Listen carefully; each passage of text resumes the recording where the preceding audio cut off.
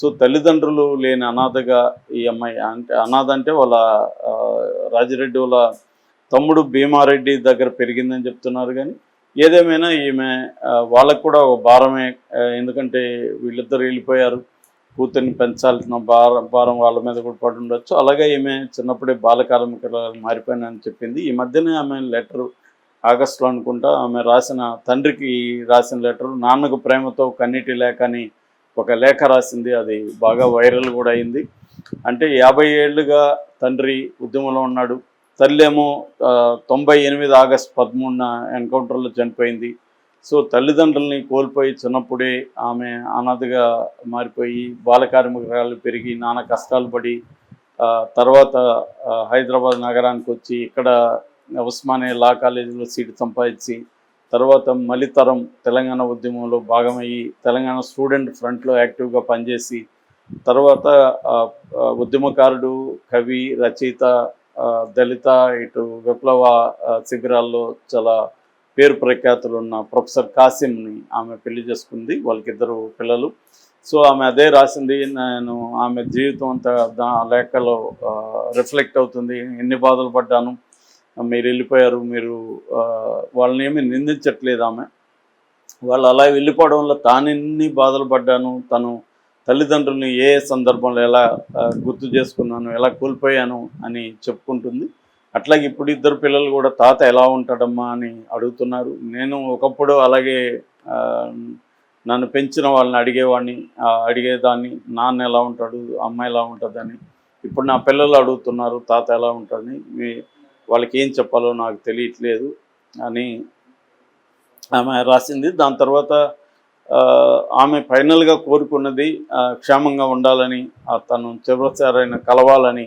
ఎందుకంటే నంబాల కేశవరావు చనిపోయినప్పుడు కూడా ఆమెకి అదే గుర్తొచ్చింది. నేను కనీసం చివరి చూపు కన్నా నేను నోచుకుంటానా లేదా అని. ఎందుకంటే తల్లి శవాన్ని కూడా ఆమె చూడలేకపోయింది. తల్లి చనిపోయిన కొంతకాలానికి మాత్రమే ఆమెకు తెలిసింది.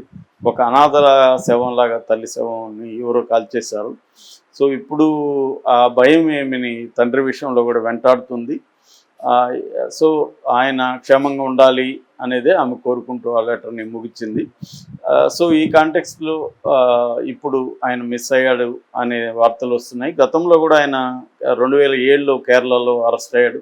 ఆ తర్వాత వివిధ జైళ్ళల్లో ఆయన ఉన్నాడు. చల్లపల్లి జైల్లో ఉన్నాడు. ఫైనల్గా 22 నెలలు జైల్లో ఉండి ఆయన బెయిల్ మీద విడుదలై, మామూలుగా చాలామంది అరెస్ట్ అయ్యి జైలుకి వెళ్ళిన తర్వాత మళ్ళీ ఉద్యమంలోకి వెళ్ళరు, ఫ్యామిలీ దగ్గరే ఉండిపోతారు. కానీ ఆయన అట్లా కాకుండా మళ్ళీ ఉద్యమంలోకి వెళ్ళిపోయాడు. తన కూతురు ఉందన్న విషయం కూడా ఆయన పక్కన పెట్టి ప్రజల కోసం మనం అంకితమై పోరాడాలని ఒక నిశ్చయంతో మళ్ళీ వెళ్ళిపోయాడు. ఇప్పుడు ఆయనకి 72 ఏళ్ళు. సో ఖచ్చితంగా వృద్ధాప్యం, అనారోగ్యం ఇవన్నీ కూడా ఆయన వెంటాడుతున్నా కూడా ఆయన ఇప్పటివరకు అయితే సరెండర్ కాలేదు. ఆయన సరెండర్ అవ్వబోతున్నట్టు కూడా కొన్ని వార్తలు వచ్చాయి. బట్ అవేవి కన్ఫర్మ్ కాలేదు. ఇప్పటివరకు ఆయన సరెండర్ కాలేదు. ఈ నేపథ్యంలో ఆయన చనిపోయినట్టు వస్తున్న వార్తలు మనం నమ్మాలా లేదా అనేది తెలియదు. ఎందుకంటే ఇవాళ అనేక పరిణామాలు చాలా వేగంగా జరుగుతున్నాయి. సో దొరికితే మాత్రం వాళ్ళు వదిలిపెట్టే అవకాశం అయితే కనపడలేదు. బట్ సరెండర్ చేయించుకోవచ్చు. యాక్చువల్గా దొరికిన వాళ్ళని సరెండర్ చేయించితే మంచిదే.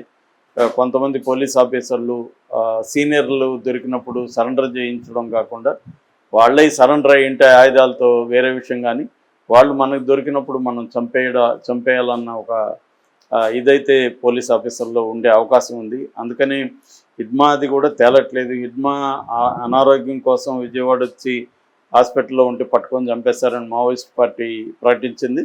కానీ కొంతమంది లేదు, ఆయన సరెండర్ అవ్వడానికి దేవ్జీ తీసుకొచ్చినప్పుడు పట్టుకొని చంపేశారని కూడా అంటున్నారు. ఏదేమైనా దేవ్జీ అండ్ మల్లారెడ్డి ఇద్దరు కూడా పోలీస్ కస్టడీలో ఉన్నారనేది చెప్తున్నారు. మరి వీళ్ళని అరెస్టులు చూపిస్తారా, లేకపోతే సరెండర్ చేయిస్తారా, లేకపోతే చంపేసి ఎన్కౌంటర్ కట్టుకతల్లుతారా అనేది చూడాలి.